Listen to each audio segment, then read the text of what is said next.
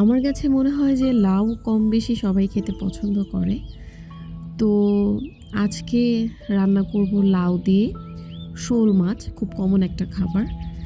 আর রান্না করব হচ্ছে মুরগির মাংস দিয়ে শিমের বিচি দিয়ে। তো আমি মুরগির মাংসটা রান্না করার জন্য, যেহেতু আমি পানি ছাড়া রান্না করব, মুরগির মাংসটাকে খুব ভালোভাবে মেরিনেশন করে রেখেছি। আর এখন হচ্ছে মিষ্টি কুমড়া নিয়েছি, মিষ্টি কুমড়া বেগুন দিয়ে লইট্টা শুটকি দিয়ে খুব ঝাল ঝাল করে একটা চচ্চড়ি রান্না করব। তো হয়তোবা ভাবছেন যে একদিনে এতগুলো আইটেম কেন রান্না করব। আসলে রোজা রেখে রান্না করা, ইফতারি বানানো, রমজান মাসে যে আমাদের বিশেষ আমলগুলো আছে সেগুলো কমপ্লিট করা, আসলে সবগুলো কাজ আমি একসাথে করতে পারি না, আমি খুব হিমশিম খেয়ে যাই। তাই একসাথে বেশ কয়েকটা আইটেম রান্না করে রাখি যাতে আমার সবগুলো দিক ব্যালেন্স হয়ে যায়। তো শিমের বিচি দিয়ে মুরগি আমার কাছে মনে হয় যে এখন হয়তো বা ঢাকা ডিস্ট্রিক্টের মানুষ খায়, বাট একটা সময় ছিল যে ঢাকা ডিস্ট্রিক্টের মানুষ সেরকম পছন্দ করতো না। শিমের বিচি সবসময় আমাদের দাদু বাড়িতে রান্না করতে দেখতাম আমরা। তো আমার আম্মু তাই রান্না করতো, আম্মু খুব পছন্দ করতো, আব্বু পছন্দ করতো, বাট আমরা অতটা পছন্দ করতাম না। বাট এখন আমার কাছে শিমের বিচির তরকারি খুবই ভালো লাগে। আর যখন সিজন থাকে তখন আমরা শিমের বিচিটা অনেক বেশি করে কিনে রাখি, মানে ফ্রোজেন করি। সেটাকে আমরা মুরগির মাংস, গরু মাংস, মাছ দিয়ে রান্না করি, খেতে মানে অসাধারণ মজা। আর সবাই আমরা জানি যে শিমের বিচিতে প্রচুর পরিমাণে পুষ্টি। আর এই রান্নার ক্রাইটেরিয়াগুলো কিন্তু আমাদের একেবারে সিম্পল রান্না, সো আমি আসলে অত ডিটেল রেসিপি দেখাচ্ছি না। আর এখন আমি শোল মাছটা কষিয়ে নেব। মজার একটা কথা বলি, সেটা হচ্ছে আমি কখনো লাউ দিয়ে শোল মাছ রান্না করিনি, মানে আজকে আমি একেবারে ফার্স্ট রান্না করছি।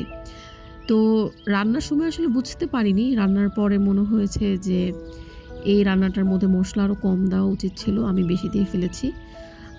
হোয়াট এভার, নেক্সট টাইম যখন রান্না করব তখন আবার ভালো করে রান্না করব।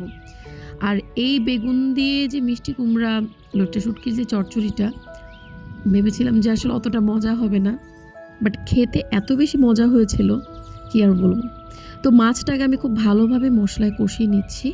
এখন মাছটা উঠিয়ে নিয়ে তার মধ্যে আমি লাউগুলো দিয়ে নিলাম।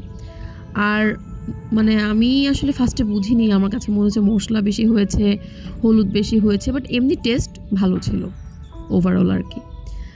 তো আজকে অনেকগুলো আইটেম যেহেতু রান্না করছি, অনেক কথাই বলছি, ভালো লাগে কথা বলতে আমার।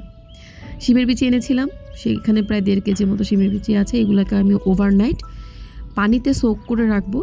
সকালবেলা উঠে জাস্ট হচ্ছে বীজগুলো বের করে একটু শুকিয়ে ফ্রোজেন করলে ইজিলি আপনারা পরবর্তীতে খেতে পারবেন।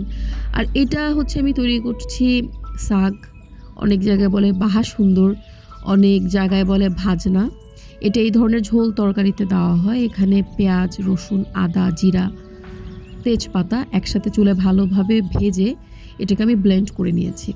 আর এটা দিলে হয় কি, তরকারির স্বাদটা একেবারে চেঞ্জ হয়ে যায়, খুবই মজা লাগে। আর নামানোর আগে এখানে ধনিয়া পাতা দিয়ে দিব বেশ খানিকটা, ব্যাস আমার রান্না কিন্তু একেবারে শেষ। এই রান্নাগুলো ফ্রিজে রেখে দেব। এখানে মোটামুটি 2-3 দিনের রান্না আছে, যাতে আমি 2-3 দিন একটু রিল্যাক্স থাকতে পারি। তো ভিডিওগুলো কেমন লাগলো অবশ্যই জানাবেন। ভালো থাকবেন, আল্লাহ হাফেজ।